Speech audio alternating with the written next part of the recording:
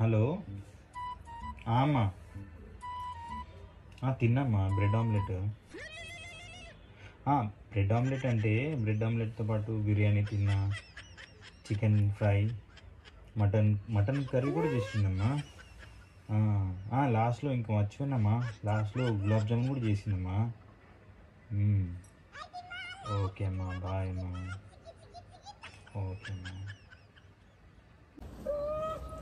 అబ్బా ఏంటబ్బా మీ ఫ్రెండ్స్ వచ్చి వారం అవుతుంది, ఇంట్లో నుంచి వెళ్ళట్లేదు ఇంకా. దానికి ఎందుకు అంత టెన్షన్ పడుతున్నది? రోజు బయట నుంచి తెప్పిస్తావు ఫుడ్, ఈరోజు ఒకరోజు ఇంట్లో వంట చేసేసి కొత్త పని. ఇంత టాలెంటెడ్ ఉన్నావు.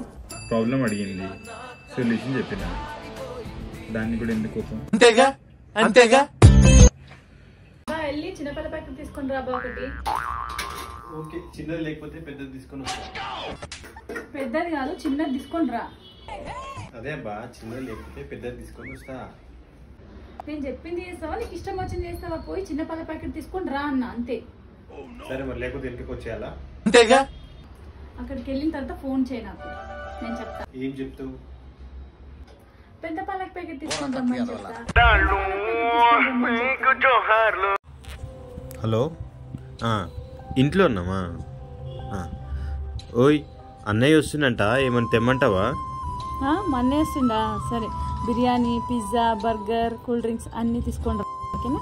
హలో, విన్నావా?